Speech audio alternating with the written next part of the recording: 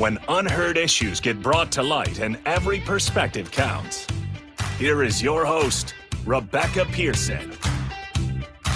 All right. Welcome into Walk the Herd. It's Sunday night, 7 p.m. in Lincoln. Beautiful, gorgeous day with a lot of sunshine. We're coming off a big sports day yesterday with Michigan. We didn't quite pull it off. The Huskers didn't quite pull it off, but the volleyball team did. So happy for that. So we are 93.7 The Ticket, Walk the Herd. I am Rebecca Pearson, my co-host, Aniko Renee, remote in. And we've got a couple of guests in studio, Myeisha Essex. We're going to get to know her. And we have an observer, Jessie Hesse, or shall we say Jessica Hesse. So she's just going to hang out with us. Don't mind her. But we have a great show for you tonight. And I'm excited to have Myeisha here. And I know Aniko and I are ready to lay some questions on you. So, Okay. Yeah, it's gonna be a fun one tonight. Yes. So last week, if you missed last week's show, I had Ashley Mitchell on, who is a former cheerleader for the Huskers. And she's now in law school, so very impressive young lady. We've covered the gamut with this show. I think this is our fourth episode. So a review, if you're just joining us for the first time, we are covering topics where the unheard need to be heard and every perspective counts. And we were talking about street names in the first show, and then we've talked about what it's like to be a biracial kid, and Aniko is willing to share her perspective on that. We had a mom in here and some other kids, and then last week with Ashley, and now with Myeisha. So first of all, I guess let's get you introduced. Now, You're not new to 93.7 The Ticket. And by the way, we would love to have you participate in the conversation tonight. We're going to be talking about conversations. So if you are listening and want to call or chat, you can do that at 402-464-5685. You can always drop questions into the chat of YouTube or any of the social media platforms that you're listening on. Don't hesitate. We'd love to hear from you. So let's start. So Myeisha has a show here with Karen Bell Dancy with the YWCA called The W. Great show. Is on every other week. Is that correct? Well, yes. Well, it's every Sunday. Every but Sunday. We record a new show every other week. Got it. Okay. Yes. I haven't even been keeping up, which is too bad. I haven't listened to your show that you that you were just playing for today, but I will. So it sounds like a good one. Oh, it definitely is. With our show, just in case you do not know. Yes, tell people about the show before we talk about tonight. Just a little background here. So my name is Myeisha Essex, and I am just had some realignment with titles. So now I am the Chief Operating Officer for YWCA Lincoln. Our show here just talks a little bit about what we do as an organization, which is we are a women empowerment organization, and our mission is to eliminate racism and empower women. Yes. We have been in this community for over 135 years. So we've been here for a very long time. Unbelievable. And what we've done has changed because we are definitely responsive to the community and the community needs in the moment. So of course, over 136 years, we've had some different programs happening, but our show is just really talking about that. We're talking about advocacy. We're talking about those conversations that's a little bit harder to have. We do some trainings around the city. So we're just really a platform to have those meaningful conversations so that everyone in this community feels welcome and heard. Right. And that's kind of the core of what this show is. Yes. And we're totally exploring topics. So even though it's our fourth episode, I would say over the course of the next few months, we're going to cover the gamut. And I've had some feedback from interested parties, which is great. So anybody listening, you can be considered an interested party. We'd love to hear what you want to hear us talk about, as well as any suggestions for how to make this show better. The idea is to have different perspectives heard. We are not trying to convince you to see our way. We are simply sharing a perspective that many people might not have by having different kinds of people on, people with different backgrounds, people from different places. I mean, you and I are both from other places besides here that we can talk about, people that have a different lived experience, and to try to understand the differences and what that brings to a conversation, and which would be great for tonight's exercise. So Thanks for sharing what the YWCA is about. When you and I were talking, I had asked you, and Aniko, would you like to say anything? We missed you last week, by the way. We had thank you. comments that you weren't here. So anything you want to say before I get rolling here? I would just like to say that Myeisha's show is one of my favorite Monday morning listen to shows. So I'm not on time, but I am there. Yes. And that's great. Let's make sure that everybody knows all the shows are recorded. We're live today in Lincoln Studio, but they're all recorded. We have a playlist on YouTube. So if you like a show, you can just pop over to YouTube to 93.7 The Ticket, look for the playlist, and you can go back through previous shows. And Myeisha and Karen do have fabulous content. They're super authentic, which is what I love about the show. They're fearless, which is always great for kind of telling it like it is. And then hopefully this show kind of complements and allows us to talk about even more things that may not be squarely in the YWCA scope. So let's do it. All right. So when you and I spoke, it's always fun for me to have someone come on and talk about their passion area. Yeah. And I had said to you, okay, you've been doing advocacy for a long time and you have lived in other places besides here. And I asked you, you know, what would you have heart to talk about? Because we got to talk for an hour, but you know, what's interesting to you? And would you mind sharing what that is? And then we're going to dive in.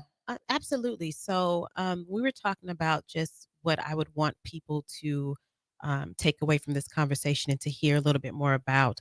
I've done trainings all over the city with many different people, and the one thing that has always not made me pause, but the one thing that I can say is kind of a pattern throughout is when you're meeting with leadership, a lot of times, especially depending on the department or organization, one thing that they really, really want to know about. They want to know the topics, of course, ahead of time, and they want to get into so much detail ahead of time because they want their audience or their clients or their staff members that we are facilitating this training to feel comfortable. Okay. And I always think, our observer is chuckling. Yes, right. And please jump in. But to me, that's always extremely interesting that is one of the top priorities is, are they going to be comfortable? Okay. And what does that mean? Can you tell a little bit about what you're training about? And you don't need to give away your clients, but I'm going to jump in here and talk about my corporate experience at ExxonMobil. And I will talk about ExxonMobil. So yes. But no, so we do equity and inclusion training. We do communication training. We do like belonging training. And a lot of times when you're talking about those hard conversations around like race and equity and inclusiveness, they want to make sure that it is somehow comfortable to digest for their, again, whether it's the staff, their clients, whoever we're doing it for. They just want it to be a little bit more comfortable to digest so that people will feel have a good feeling leaving the training. Now, when I say the environment that we create when we do a training, that is up to the participants. We always create a dynamic as a group with our clients and with the people we're facilitating with. And so we ask them questions like, what should be in this environment that will make you feel like it's a safe space to share experiences, to ask questions and things of those nature, right? And one of the things that actually comes up is someone typically says, being comfortable with being uncomfortable, right? That's a good one, right? But when we go through these trainings, I typically find that a lot of people are not willing to be, especially if it's just like a one-time thing. I mean, we do a lot, like I said, great training. We do a lot of people get a lot of experiences shared. They receive a lot of experiences out of this training. However, it is really a topic of, am I comfortable? Because if I'm not in a comfortable space, am I going to receive what you are trying to give me? Yes. Right. Okay. And my thing is, I don't want comfortability to be the priority on the list. I want us to create a shared space where we want to share, but it's not about necessarily being comfortable with the topics that we are exploring. And is that, I'm just going to go for it. So is your sense of that because you have to soft pedal the topic and not kind of hit it square on, and so you kind of lose the emphasis of it? Or what happens when you have to make people comfortable? Yes, or you're asking? Yeah. What'd you say, Nico? I said palatable. Love that word. It's just Palatable. easier to digest, right? Because these are hard conversations. And again, we want to set an environment where people can talk about these hard conversations. However, they are hard conversations for a reason. You're talking about having an uncomfortable conversation. We're talking about people living an uncomfortable life. Those are two, different things. Right. And your comfortableness with just having the conversation shouldn't take priority to if we can have this conversation. Right. And right now we're in the environment of, at this point, if it's not comfortable, if it's not easy to go down, we're not even going to have the conversation. You can't have the conversation. Now we're like, we're starting to transition into this society where you cannot have those conversations because it makes people uncomfortable. And I think there are a lot of different reasons, right? I think it goes back, if I may, it goes back to a personal level of we're so, as you said, we can't have hard conversations. And so I have to be comfortable, yet when I'm comfortable, I don't want to talk about something that isn't my wheelhouse because I'm not comfortable. So do you think it all goes back to how we are, in taking in data every day, taking in information, going about our daily lives? Everything's been so divisive for maybe a decade or more, where we don't have the art to do that. We don't have the wherewithal. The tools. Yeah. And is that what you're training on, or like how does we're not training you to be comfortable. So that's not one of the topics of being. What are you training them on? I just kind of Right. So what we do is diversity, equity, and inclusion training. So what we're doing is trying to create a more inclusive space. And how can we do that and have conversations that lead to impact and change in your environment? So we are talking about, we'll go into like self-reflection. That's how we start off. And if you listen to the podcast, but we start off with that more self-reflection work, that cycle of socialization, right? Your values, your core. We want to know why we think the way that we think, right? And then we go into learning a little bit more about some of those topics like microaggressions. Like we learn what those are, which it's really interesting. And this is like a segue to microaggressions. I know a lot of trainers not like the term microaggressions because they say they're not micro at all. They have heavy impact. So you can say something just off the wall and off the cuff that may not mean anything to you, but if it sticks with me all day, it's not micro, right? So I think not even all day, but years. Say it again, Nico. I said not even all day, but years. Things people have to unpack in therapy sometimes, and fear also plays into that. So and it really can be decades. I think this is super familiar to me because I was in the corporate world, but for a lot of our listeners, they may not have ever had diversity, equity, inclusion training. I had it in spades, is what I would typically say. It's probably not a good word to pick. I need to change the language there, but it's I had a lot of it, and therefore I know exactly what you're talking about. But when you're explaining to someone what training of diversity, equity, inclusion means, because this is a little bit of a lightning rod topic even today, because it means different things to different people. Can you elaborate on what the outcome is of such training so that people understand the outcome that you're trying to get? Exactly. And so a lot of times the outcome can depend on the organization that we're training with. So right now we have a training that we do for 10 months. And at the end of the 10 months, there is an outcome in regards to their department, things that we want to see different. So there's a presentation that they do in front of their stakeholders to say, this is something that we would like to see included within our department, within our environment, to make sure that it is more inclusive and welcoming. Can you give an example? So at one point we had one department that decided to lower the reception desk, right? Because they noticed that people with different abilities weren't even able to speak to the reception people because of the desk, right? So we've had that. Because they're in a wheelchair or something? Okay. Because they're in Sorry, a I'm wheelchair. being super digital because I want to make sure people know what we're talking about. Absolutely. So for those who are in a wheelchair, right. They weren't able to really connect with the receptionist. So that was, one of the projects that was done. In other organizations, it might just be to have more effective communication. And so we talk a little bit more about how do we approach these heavy conversations, right? If we're talking about somebody who offended you, what does that look like to have a conversation? Are you to react within that moment? Are you to pull them aside? Mhm. How do you say that this was offensive? And then how do you go about making sure they understand why it was offensive in a way that you can still be coworkers, right? And that we can, again, influence this environment so that it can be welcoming, not just for the clients, but for us. So sometimes it's just that communication piece. How do we communicate a little bit better? Because we know we have that. We're all different, right? Mhm. We work together, coming from different backgrounds, have different experiences, and language is a huge thing, right? Absolutely. Even like person using a wheelchair. Sorry? I said absolutely, like saying a person who uses a wheelchair versus in one. Yes. Mm. Right. Okay. Yep. Yeah. So we have the conversation around language. We also like to talk about, why is language important? Why would that be important if you call someone by the wrong pronoun, if that was the case, right? Right. Why is that important? And so again, it just depends on the organization, what they want out of it. We have a conversation with them. What would you like to see out of this? And then we tailor. Go ahead, Jess. Are you ever brought in as a result of maybe, if we're thinking executive culture and stuff, like a board of directors, you need to address this issue? Are you ever brought in, or is it more willing, like they seek you out, or do you think it's a split? Because I'm curious, my follow-up question is, I'm curious how the response is. I was wondering that too, how many levels it goes through. This organization's brought in because we messed up, and if they're willing to buy in and participate.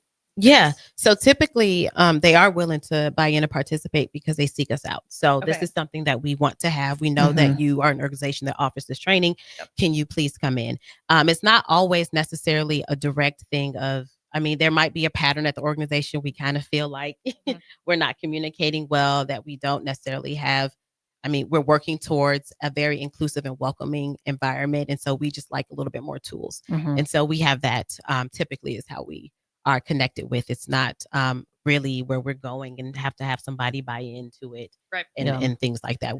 And one of the benefits, and Aniko, I know you could speak to this, so I'd like to hear from you. One of the benefits of the communication, or just to me, a lot of it is raising awareness when you are trying to be inclusive. As humans, we have a need for belonging. It doesn't matter whether you're white male, LGBTQ, in a wheelchair, young, old, we all have a kind of need for a belonging. That's part of the human race for that. And so inclusion and awareness of somebody's not belonging, to me, is a big piece of what comes out of some of those trainings. Maybe not yours per se, but when I'm thinking back on my experience, a lot of it was, it's like sensitivity training in the old school parlance of don't use certain terminology, or, you're just saying something, and people, generally, to me, I'm going to say everybody has good intent, right? So they don't even know they're saying something offensive. Right. And, we talk about that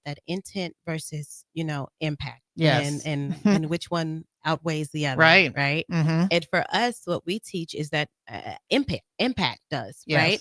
I always like to use the analogy about the shoe, the foot. If you step on my feet, right? Yes. And it hurts, right? But you say, I'm sorry. Does that stop the pain? Right. It does not. All your sorry does, which is your intent, is allow me to forgive you quicker, right? Because I know they didn't mean it, or open up that doorway to forgiveness. Right. But it doesn't negate the impact. And so we do have that conversation about intent and impact, and how we connect those two. Because sometimes, of course, the way you intended something to go is not the way that it landed, right? Correct. And and then how do you navigate? How do you navigate that, right? And so we do have conversations about that, like how do you approach it when you mess up? Actually, that was our last podcast, which is why I'm not. Yes, okay. We listed out like 6 or 7 steps from a resource that we have from a woman who authored So You Want to Talk About Race. But in that book, she kind of outlines, you know the book? Aniko, you know the book? I love that book. You love that book? Yes. Yes, So indeed. love to give that as a resource where she outlines, well, what do you do when it doesn't go the way that you wanted it to go? Right. Okay. Yes. Well, I want to talk about being uncomfortable because we started that. Yes. So Really quick, I just want to say, I think, can you hear me? Yes. Sorry. I just want to say really quick, I think too, when it comes to speaking about, the LGBTQIA plus community, able persons, even situations of domestic violence, we could say. You Mhm. kind of have to think of it of love languages. If somebody's love language isn't receiving gifts and you keep buying them gifts, it's never going to impact them, like you're saying, the same way as if they need words of affirmation or acts of service. So I think it comes down to really being able to communicate and hear each other by speaking the same language. Mhm. And I think there's also, I have to be willing to understand that I may not be communicating effectively with you, and it's nothing against you, and it's nothing against me. It's a simple pattern, and everyone has to be willing to admit. I mean, thinking back, I had a previous boss who I really admired, and I could tell when we would chat, it was all virtual. It wasn't hitting, so to speak. And so I remember I pulled her aside in a Zoom room, and I literally said, "We do not communicate well, and I'm not sure what's happening, but there's a breakdown." And she totally agreed. And she was like, "I would not have brought this up had you not said it." And I was like, "Well, I could just, you could tell in the reception." So there has to be a willingness, and I'm sure you see this a lot, of people to want to do better almost. Yes, absolutely. Why they, participate in these trainings, they really want to. But I think one of the things that we have to do when we're coming into training to really connect with that comfortableness and being uncomfortable. Yes, that's one of the things, is that it's probably not going to be uncomfortable, especially if you belong to a certain community. It probably won't be uncomfortable. And it just depends on what that comfortableness is, right? Or what that community is. So if we're talking about women issues, which we do sometimes, the difference. Okay, if you're a male, you probably feel uncomfortable in that moment, right? Yes. Right. If we're talking about police brutality or communities of color in their interaction with law enforcement, if you are in law enforcement, you probably won't feel good when we have that conversation. And so there are a lot of topics, again, where you may not feel comfortable because you may belong to a certain community, right? And so one of the things that I would like to say is that release that guilt and that shame before you come in. Try to come in a place of not guilt and shame, because that is one of the reasons why you are going to be uncomfortable, is if you hold on to guilt and shame and you take it in as something that you personally did, right? And a lot of people will press back and be like, "Well, I didn't do that. Right. That wasn't me." Right? That's you trying to fight off the guilt and the shame that you think is coming towards you, that you think this training is trying to make you feel. And so when we go into our trainings, a lot of people are like, "Oh, this is so different," because we have conversations. It's all about conversation, right? It's about your experience. It's about mine. We all don't have the answer. You're not going to come out of this with a perfect answer. If we could, this wouldn't be a topic. You know what I mean? Right. So we're not coming out with an answer, but what we're going to do is share our experiences. We're going to share our knowledge as a group. We're going to talk about what works for us and what does not work for us, right? And so one of the things that you can do is, while it may be hard, it is not the intent of the training session or the conversation to make you feel guilty, right? So please let that go. We don't want shame, and we do not want guilt. Okay. If you've come into this conversation, especially a training where you opted into that, it's because you're probably already on a level where you are receptive, you're receiving, or you're doing something in this nature to make somebody feel welcomed or inclusive or a community. You're already, a lot of times, are there when you're opting in to the training. Now it's different when when the exec team puts you in the training. Well, that's where I was headed. It's different then. Yes. But we also have trainings, like this 10-month training, they opt into it. So they apply and they come into that training. But then we also have trainings where they're like, "Why am I in here?" And do you feel like there's more discomfort in that? We're going to take a break here, but do you feel like there's more discomfort when the people are required to come and maybe haven't had the choice to show up? Or is it just a different kind of discomfort that might exist?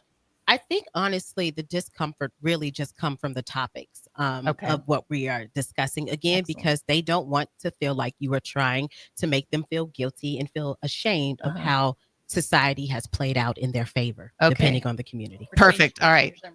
Let's take a break there. Perfect time to take a break. When we come back, we're going to talk about a lot of these topics. So this is Walk the Herd with Rebecca and Nico. We're going to take a break at 937 The Ticket. Be right back. Harvest season is coming, and Acres has discounted many of our Get thousands in discounts and upgrade for this year's harvest. Plus, you could save even more with interest rates starting as low as 1.9% on select units. Low interest rates combined with our huge discounts, there's not a better time to buy. Visit acres.com for all the details. That's AKRS.com. Restrictions apply. Offer ends August 31st, 2025. Subject to approved financing. Offer may change at any time without notice. Hey fans, there's more winning at Amigos with the VIP Game Day giveaway. Every app scan is your chance to win premium tickets to a Nebraska football, basketball, and volleyball game, along with exclusive game day perks. And when Nebraska goes to a bowl, the winner also gets 2 tickets, lodging, and airfare to the bowl game. Weekly semifinalists will win free food for a year. Go Big Red. Eat at Amigos and enter to win. Amigos is celebrating 45 years with exclusive Nebraska Legends collectible cups featuring Tom Osborne, John Cook, and some of your favorite Huskers. For every cup sold, 50 cents goes to teammates. Show your Big Red pride by getting all 4 of these collectible cups at Amigos. This is Tom Osborne with the Teammates Mentoring Program. We have students on the waiting list for a mentor. We want you to join the team. Learn more about mentoring and support teammates by visiting Amigos. An overdose can happen in front of you and you might not realize it. Blue lips, slowed breathing, pinpoint pupils, choking sounds, unresponsive to touch or sounds. These signs aren't always obvious, but they can be deadly. Knowing what to do could save your friend, your neighbor, your child. Learn more by visiting myhealthymind.crediblemmind.com so you can be ready before it happens. This message is funded in part by the CDC OD2A grant. This is former Husker and NFL linebacker Jay Foreman. For years, I've suffered from degenerative problems in both of my ankles, but thanks to a thorough and thought-out plan provided by Advanced Medical Imaging, I was able to get my life back with the least amount of pain as possible. While working through multiple options, the team of physicians at Advanced Medical Imaging were there to answer any questions I had. If you're experiencing any pain at all and want to get your life back, go to amimaging.com or give them a call at 402-484-6677. Advanced Medical Imaging, located at 7601 Pioneers Boulevard. At Parkview Animal Hospital in Lincoln, it's not just their professional care that sets them apart, but their warm staff and state-of-the-art facilities. Whether it's for a routine checkup or a comprehensive medical procedure, at Parkview, your pet isn't just another number, but a valued member of their caring family. Visit them at pahlincoln.com today and in person just south of 14th and Pine Lake Road. Parkview Animal Hospital, your pet, their passion for happier, healthier, furry friends. Limitless Male says, it's all fun and games until your testosterone plummets. Testosterone levels can start falling as early as age 30 with symptoms like no energy, poor sleep, brain fog, belly fat, muscle loss, and mood swings. If this sounds familiar, get your testosterone checked at Limitless Male. We'll get you back in the game with more strength, energy, and confidence. When you feel this good, you'll wonder why you waited so long to get a free consult at Limitless Male. Get scheduled today. I'm Karen Carr. I've been a realtor for 31 years. When I made a company change 12 years ago, I chose Lincoln First Realty, now NP Dodge. It's the oldest independently owned realty company in the country. Since becoming NP Dodge, we've continued our tradition of community involvement. Our management and staff are always available to offer support in marketing, technology, social media, and educational opportunities. Expand your career with NP Dodge. Call Eric at 402-434-2222. Are you looking to upgrade or improve the garage door on your home? This is Cameron Hall of Doors Plus. At Doors Plus, we guarantee to offer a wide selection of options from 5 leading garage door manufacturers as we deliver a free estimate, exact measurements, and rapid installation with a 3 to 5 week time frame. When you choose Doors Plus for your residential garage door needs, you'll work with our experienced technicians and be ensured that your new door seamlessly complements your home. Give us a call at 402-590-5800 or visit us online at doorsplusllc.com. Doors Plus, garage doors, and more. What's better than supporting your favorite radio station and eating delicious Nebraska-made products? Smoking Gun Jerky of Nebraska wants to highlight you, the listener, on the 93.7 The Ticket Wall of Fame at the store. Stop by the store at 48th and R in Lincoln and see their huge variety of small batch gourmet jerky. Or if you're not in the area and want to try some, go to smokinggunjerky.com and enter code EARLY for 10% off your purchase. It's the ultimate low-calorie, high-protein snack at Smoking Gun Jerky of Nebraska. With UBT, you've got total control over your money. Like Doug, who runs his game day tailgate like a well-oiled machine. I got burgers, brats, chicken, dogs, plus all the fixins. And with the UBT Go app, I can track my food spending from anywhere. Pro move. They don't call me Grill Sergeant for nothing. No matter your goals, UBT helps you feel good about reaching them. Union Bank and Trust, member FDIC. You're listening to Walk the Herd on 93.7 The Ticket. Here is your host, Rebecca Pearson. All right, welcome back to Walk the Herd. Such an interesting conversation that we're having off the mic. So we're going to bring it back here, and Nico, hopefully you can chime in as well. So I would love to really give very specific examples, because I think if you've never had this conversation or been in one of these trainings, then you may not know exactly what you're talking about. And I want to come back to being uncomfortable, right? And the whole, why does that matter? That the focus should not be about making you comfortable, but getting to the heart of the issues. But can you give us a specific example? We were talking about guilt and shame, and, a topic that you do in one of these trainings that might be, relevant to our audience here in Nebraska. So one of the topics that we train on is the cycle of socialization. Okay. And so that's looking at why we all kind of think the way we do and how society has played a part in that, right? So, for example, one of the first stages of the cycle of socialization is when you're born, right? So pink is for girl, blue is for boy, right? So we get those types of messages right away of how we should and should not act, and how we should and should not show up into the world, right? And so those are our cycle of socializations, that one. And then we move into like family, right? What is your family saying? And then we go into institutions, like what have you heard from your school about? And it's many different things. And we'll start off with, like athletes. What did you hear when you were in school in regards to how you're supposed to show up outside or off the field, right? Okay. And then we liken it to what we saw when we had a lot of people or athletes who were standing up, particular Black athletes in 2020 that were kind of standing up and speaking out. They were telling them, what was it, LeBron? Did they tell him to shut up and just like dribble the ball or something like that, right? So those are the cues that we get even from society, that if you're an athlete, you're not supposed to speak about anything that they deem intelligent or, or have an opinion on anything outside of your sport. So we talk about that. We talk about what has church taught you, right? Yes. And about some of the communities that you interact with. And then what do you feel about yourself? What has it taught you? What some of those social groups that you belong to? So we go through that. And then at the last circle of the cycle, we really talk about, are we going to continue to perpetrate these things that we learned? Or are we going to come out of it, right? And try to do something different?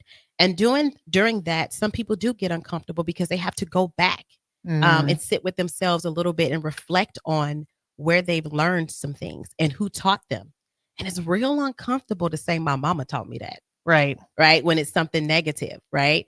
And my dad taught me that. And grandpa taught me that. Or my dad told me as a girl, all I would be able to do was grow up and just be a teacher. And we've had people share, like, this is what my family and the messages that my family has taught me, right? And this is what I received. And again, society, this is what I received. I received that I don't belong because I am of the LGBTQIA community. And not only have I received that from different policies and laws, but I also received that from my church, right? And these are some of the people that you love, that you receive these messages from. And so that can get uncomfortable when we're talking a little bit about self-reflection, right? And where we're learning these things from, because it makes you open up. And then it also challenges you to figure out or make the decision, or am I going to continue to think this way and perpetrate these harmful things? Absolutely. In some cases, you don't know they're harmful, right? Isn't part of your training and awareness that right? This worldview or this view that your parents or your church or whatever gave you actually makes someone else not feel good about themselves. Right. And sometimes it makes them not feel good about themselves. So we're doing self-reflective work, right? Okay. That this doesn't feel good to me. What are some things that you've been through and that you taught that is not right, right? Mhm. Or made you feel less than, right?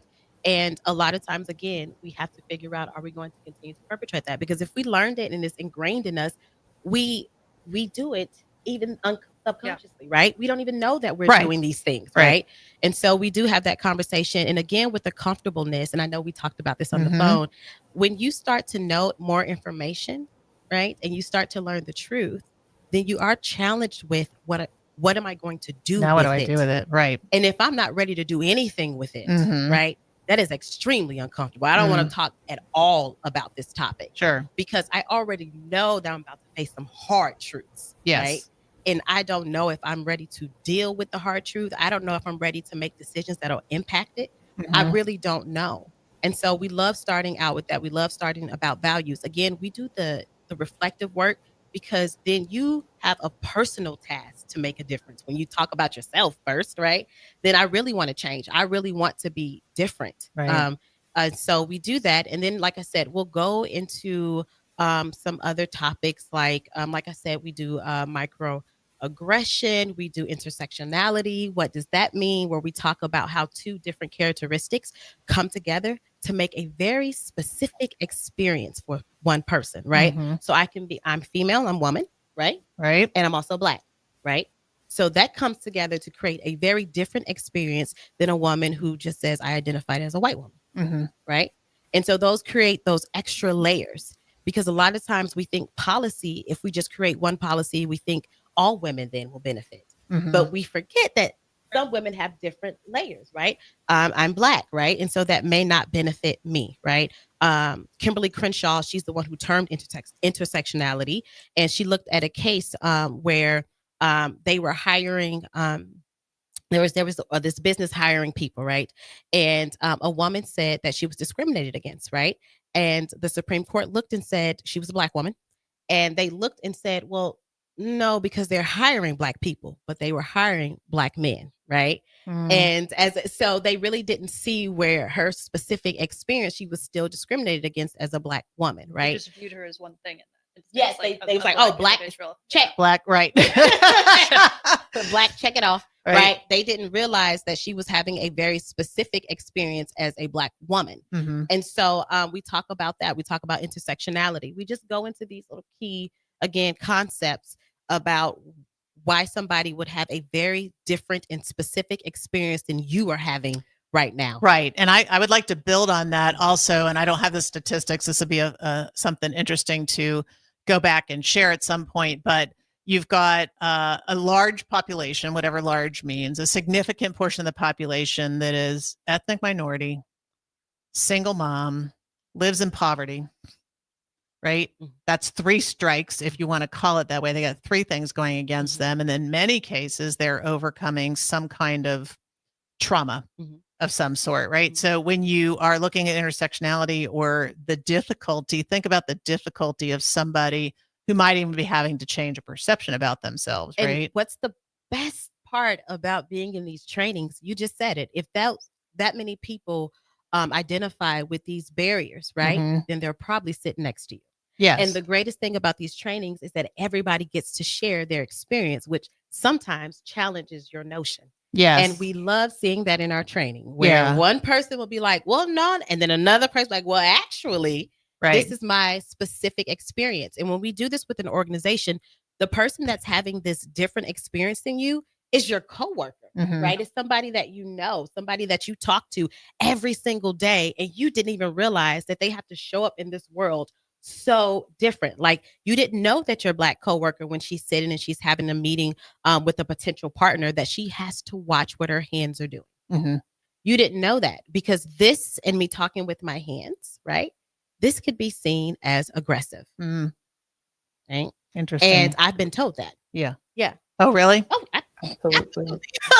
I'm sorry. I'm just like, really? Oh, Okay. my goodness. That example is Yes. so wow, because I do that a lot and I'm told you're animated. Yeah. When See, I'm you're animated. Yes, when I'm told when I'm I'm being You're aggressive. aggressive. If a man does it, he's being Powerful. right? Oh. If a man can show passion, he can do this, he can Bang bump on the his chest, he table can- and and that's just him being passionate about what Yeah. he If I do it and I'm talking with my hands, it's not even that it's animated, it's coming off a little bit aggressive. So the use of words to me, I was hoping we would have this conversation because, as I said, we did a lot of this training at ExxonMobil. Love the company because they were very forward thinking in this area, right? We were put through tremendous amounts of training, if you want to call it that. I'm going to call it awareness. But then we had things we had to implement because there's no point sitting in a training and then not making some attempt to have an impact from learning something. But the terminology was amazing. And we would look at the way we did staffing and the words we used to describe the woman and the words we used to describe the man. Now we know we're all four of us are women. So we've got some guys listening. Thank you for listening to this. But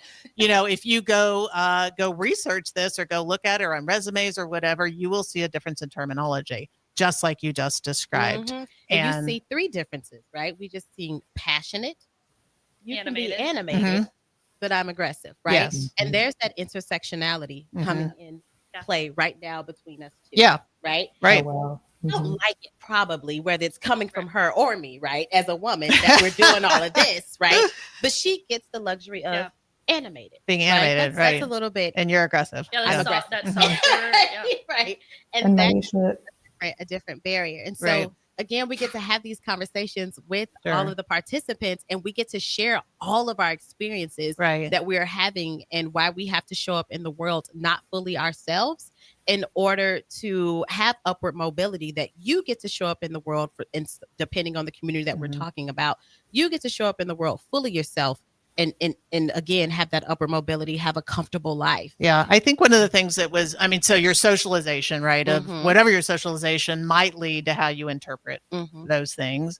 One of the interesting things, so you mentioned this when you're in these trainings, is that you're seeing and learning more about your colleagues. One of the things that struck me, because I worked in a largely white male engineering environment, was we had the whole sit down, stand up exercise, sit down if this had ever happened to you, whatever. I was fascinated by how many men, and they didn't know what we were doing in this training, right?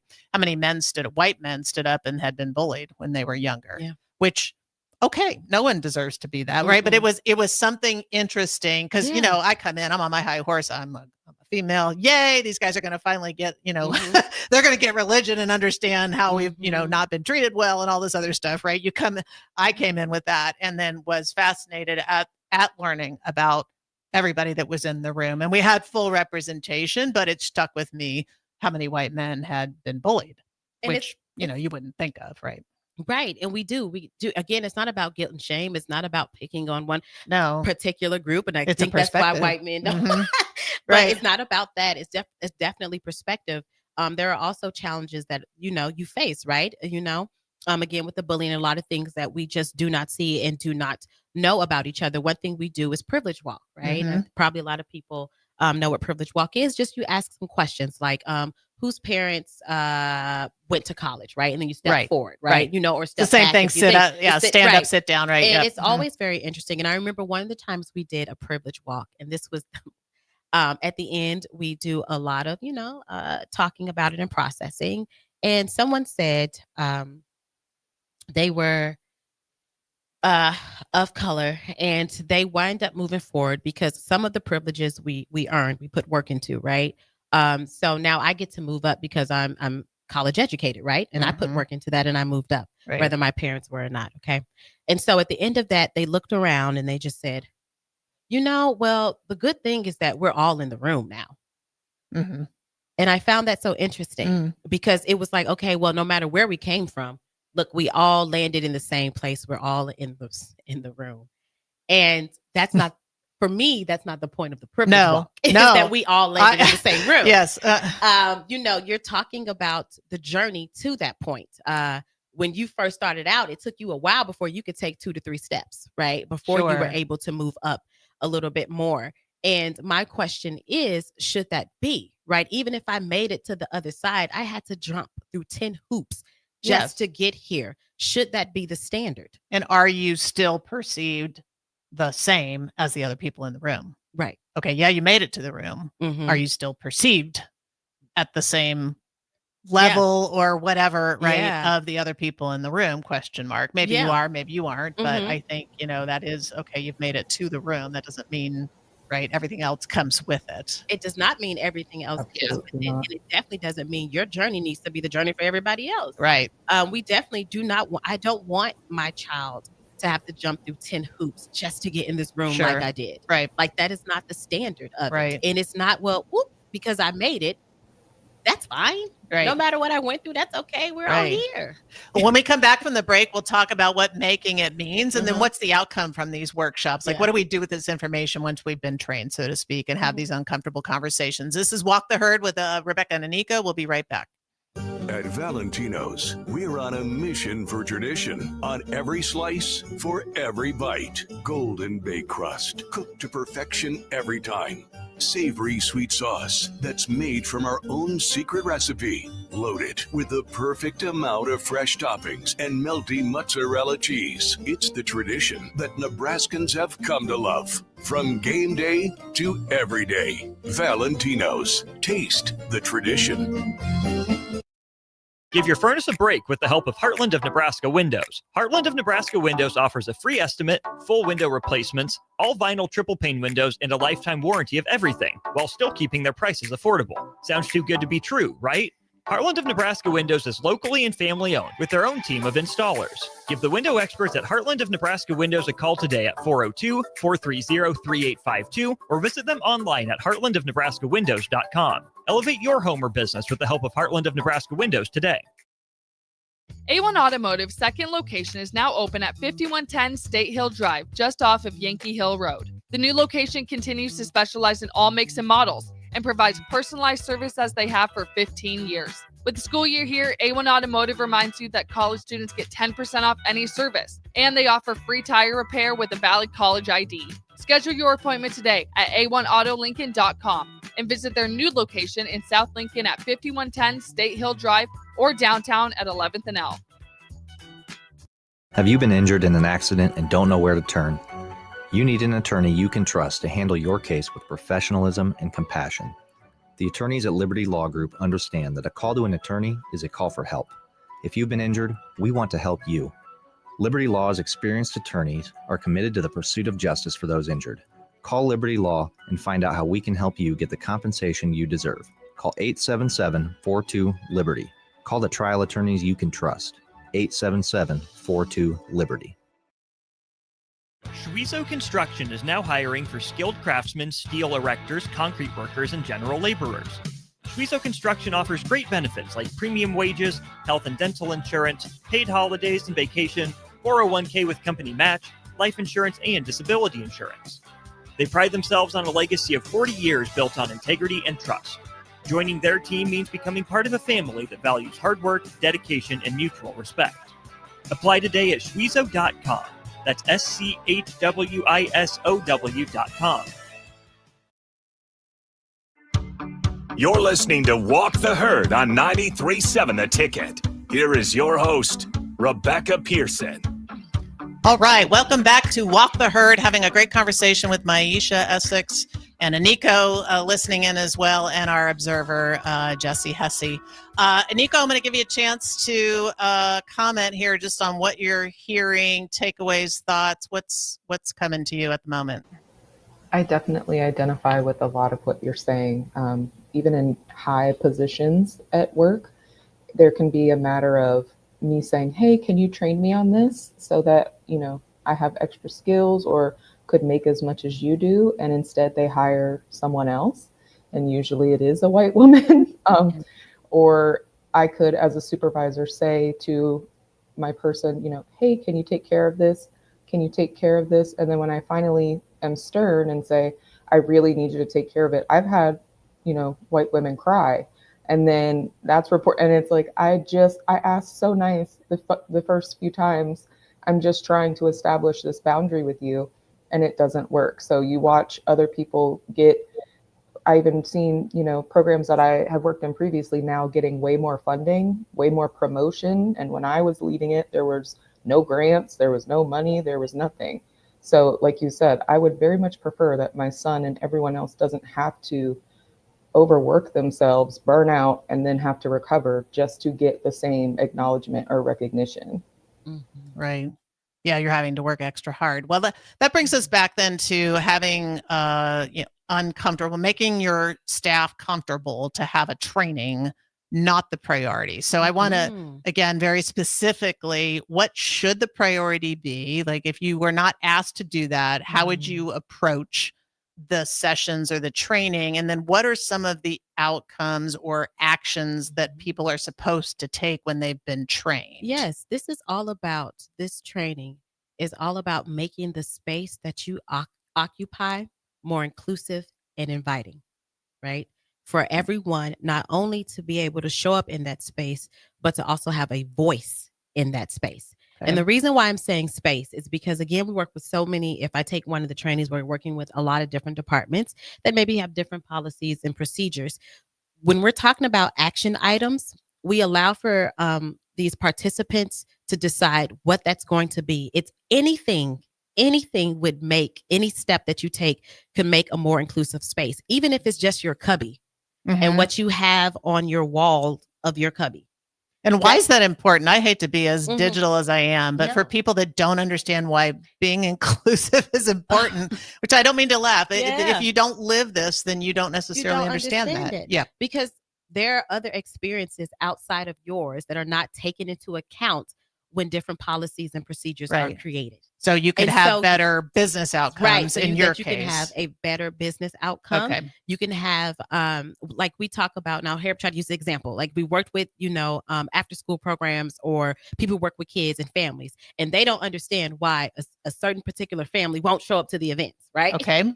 Right. They're having a different experience than you are having, and because you never had a conversation with this family or people within that community, you do not know how to respond so they can get the resources that you're trying to give them. Okay. Right. So what we're trying to do is just make sure that the people, again, who are having different experiences in life, that we're able to open up a space for them to have a conversation with us, because really you're trying to get them the resource too, right? And so, or have them take advantage of your service as well. Right. Whether it's a business, I'm trying to have them buy my product as well. Yes. Right. In order for them to buy my product, you need to know who them is. Yes. Right. And then you need to create policies yes. that incorporate and include them. Yes. Their wants Or and their communicate needs. more effectively to get them to buy your product. And right. so we always tell people, no matter how big or small, when you leave here, something should change. Like I said, whether it's your cubby, right? Whether it's your pictures hanging up on your wall around your business, what does that say? Because a lot of people are like, well, since if we work in government, then there's a lot of hoops and holes that we have to walk through. No, there are things that you can do. How are you greeting people, right? Are you asking them how they would like their name and what they would like to be referred to as? You can just, that's simple. That's just you. Very basic. Right. Yep. That is very basic. And you may not have been doing that before because you didn't think about that. Yes. But now that you've gone through this training, let me just say, hello, my name is, and what's your name? And how would you like for me to refer to you? What pronouns would you like me to use? Like, even if it's just that, right. You have now created a space where now their guard is down, especially if you don't look like me. Yeah. Right. Right. And then you ask me that question.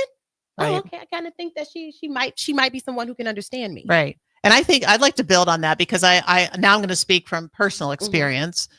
Sometimes the uncomfort or discomfort is I want to do that, but I'm totally not educated, right? I don't know if I say, what are your pronouns to someone who doesn't want me to ask about their pronouns, right? Or do I call you Black or African American? Or is somebody Native American? Or what if I can't tell, but I'm trying to be sensitive? Like there's a whole bunch of reservation that comes with people that want to do that. But and you're worried about looking like a numbsquat, right? Because you've used the words or you're embarrassed that you should know and you don't. So how do you help people like me, let's say in that case, to be comfortable? Because I am uncomfortable, right? But I want to be comfortable, right? So what do I do? In regards to you being uncomfortable, I have to say that is a conversation that you have to have with yourself about like I can't, because then you're putting the responsibility on me, the person to make you comfortable, right? No, and that's not my responsibility. So I would just say that would be you. And I would also say that would you rather not ask the question and continue to address somebody wrong? You can ask the question. My name is Myeisha. I go by she, her pronouns. Would you like for me to go by a specific pronoun for you? Yep. And if they say, well, no, I really don't, that's okay. I'll, your name. Right. You can just ask the question. And if they respond in a way that you're like, oh, I don't know, if that landed well, The point is that you ask the question and you try to have the conversation. They just may not be in the mood to have that conversation, and that's okay because that's up to them. But what's up to you is to try to get that information to make this space a little bit more inclusive. And I think it's easy to make that analogy. Thanks for saying that, because I think that is where it's at, right? Is you have to try. It's easier to have this conversation when you talk about language, because oftentimes if you go to another country and you don't speak the language, people will tell you at least try. Yeah. Right? You don't know Spanish, you don't know French, you don't know Arabic, whatever, but at least try. And then you get some appreciation from the, from the native people that live in that country that you have tried. So I'm just going to use that same analogy. That's the same concept, right? Yeah. Generally, people are more open. Generally, if you're trying, you're sort of aware, right? You're making the effort. You're making the effort. Yes. And then when it comes to like, I don't know, ethnic wise, who people, are you Black? Are you African American? It's not for you to guess. Allow them to tell you. Ask. Right? Because where is there a conversation where you got to be like, hello, are you Black? Like, when is that like a thing that happens, right? It might be for like data tracking. So you let them answer that question if it's something like for data tracking. Yeah. But there is not typically a point where you have to like introduce yourself and be like, are you Black? Right. Or things like that. But you can't ask people if it's important, right? If these things are important to you. So with that, that's maybe a great place to kind of wind up. All right. So just to circle back for the whole entire show, we've been having uncomfortable conversations. At least we hope. If you're listening to Walk the Herd, our whole idea is where the unheard are heard and every perspective counts. We want to thank Myeisha Essex for sharing so much information on uncomfortable conversations and how we might tackle them. Don't be uncomfortable. That's all in your head. Just make the effort and get get in it, step in it, and try. Yes. Right. Absolutely. Excellent. All right. This is Walk the Herd with Aniko and Rebecca. We will see you next Sunday, 93.7 The Ticket. Thanks for listening.